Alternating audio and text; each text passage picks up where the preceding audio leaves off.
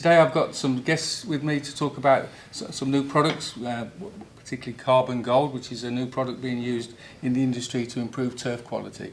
On my right I've got James MacPhail. Morning James, how are you? Hi, very well, thank you.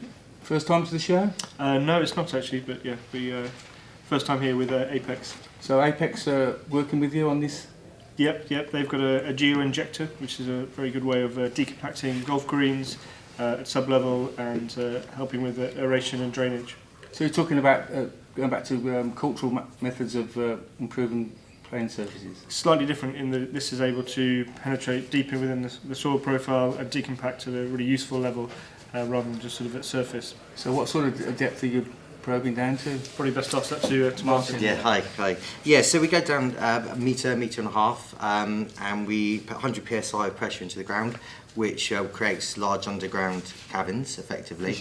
And then we also, through the same process, we'll inject Terramol into the ground, which is a natural product which will hold water and slowly release it. So we're creating natural soakaways under the ground, and then we fill the chamber that we've gone down with also with Terramol.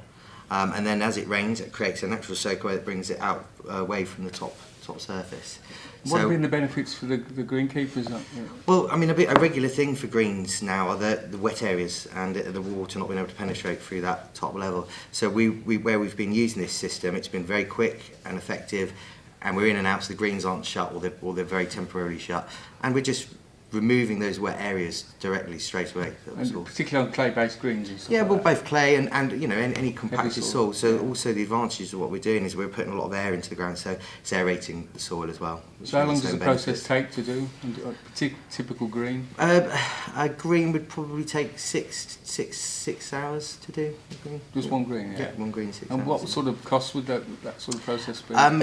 Depending again on the soil type. So if it's very compact and it's clay, then there'll be more holes required. But we're generally looking about a day's work to do green. Okay. Yeah. And the benefits, how quick are they seen? Instant effect. Yeah. Instant effect on it. So yeah, no, every green we've done to date has had a really good response, and they've been over the moon with the. So we're getting more and more bookings now. So yeah, it's the way forward. It's the way forward to go. Okay. And what's your role with the? So the product that we have is a surface dressing after hollow tining, and it's basically recalcitrant carbon or biochar, which we've enriched with different types of soil biology: mycorrhiza, seaweed, worm casts, so actinomyces bacteria, and trichoderma, so antagonistic fungi.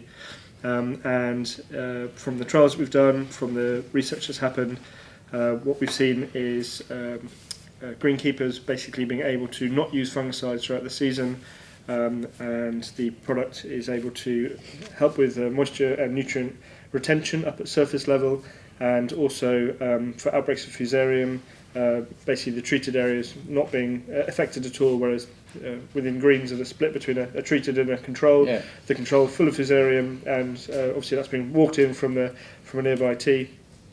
And surrounding area, and all the treated areas basically holding up on their own throughout the season. So saving on fungicide, because obviously if you put the fungicide down, you're going to be killing the biology you're actually encouraging, and less nutrient as well. So you're making multiple savings throughout the season. So how many courses have you treated in the UK? There's just a couple, mainly because you need the early adopters, the forward thinkers who are realising that the industry is struggling because of the tools in the armoury being removed quite rapidly, and trying to find more holistic ways to deal with solutions for the future. And so finding those people and people prepared to actually bite the bullet and give it a go is quite challenging. A lot of greenkeepers are going down that route now, obviously due to the fact that we're losing our chemicals over time. Absolutely. And, they are looking at other alternative methods of keeping their plant surfaces. And I think that will increase over time as they've used the stocks that they've got. Obviously no one wants to write off huge cost investments to date, so for the future obviously there need to be other solutions, and I think we're part of that. And how often would you do this operation, this aeration? And But the great thing about the biochar is it's a one-off treatment. So it's there all the time.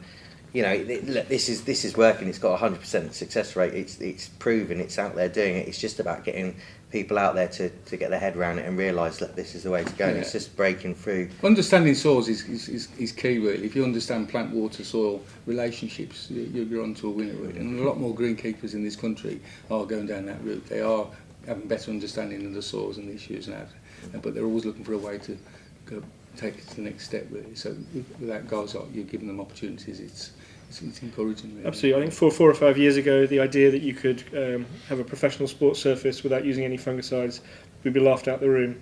That worm has turned, and it's a very different environment now, which these guys are being asked to deliver amazing surfaces without the use of all the kit they were and all the chemicals they were allowed to before. So it looks promising then. Thank Absolutely. you very much. Thank you. I enjoyed the show. Cheers.